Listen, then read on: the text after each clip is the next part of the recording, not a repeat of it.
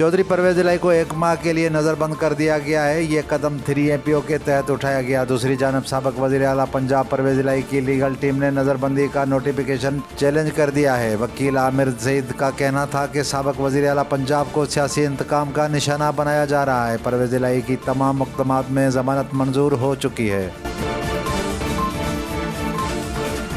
Dollar की कीमत में 66 पैसे का इजाफा। पाकिस्तान स्टॉक एक्सचेंज में मुस्बत रुझान। कारोबारी हफ्ते के पहले रोज़ इंटरबैंक में डॉलर की कीमत में 66 पैसे का इजाफा रिकॉर्ड किया गया, जिसके बाद इंटरबैंक में डॉलर की कीमत 278 रुपये 25 पैसे हो गई।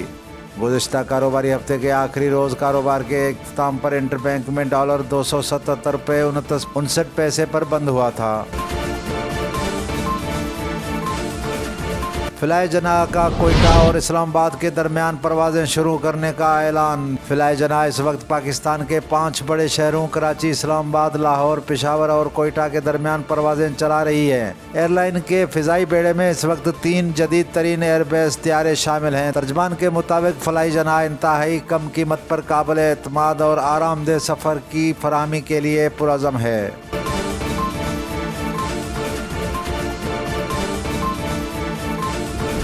एक हफ्ते के दौरान 20 किलो आटे का थैला 300 रुपये महंगा। इदारा शुमरियात की रिपोर्ट के मुताबिक खोजदार में 20 किलो आटे का थैला 300 रुपये, इस्लामाबाद में 106 रुपये, रावलपिंडी में 137 रुपये, गुजरांवाला में 27, सियालकोट में 200 और लाहौर में 100 रुपये तक महंगा हुआ। रिपोर्ट के मुताबिक कराची में 20 किलो आटे का थैला 20 रुपये तक महंगा हुआ, जिसके बाद कराची में कीमत 3200 रुपये हो गई है।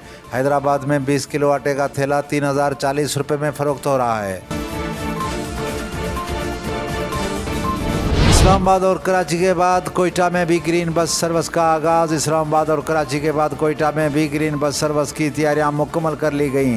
सर्विस का आगाज़ आज से किया जाएगा। कोयटा में आज से ग्रीन बस सर्विस बलेली और कोयला फाटक के दरमियान चलाई जाएगी। ग्रीन बस कोयटा के इलाके सरियाब रोड, जामिया बलूचिस्तान और एयरपोर्ट रोड के दरमियान चलाई जाएगी।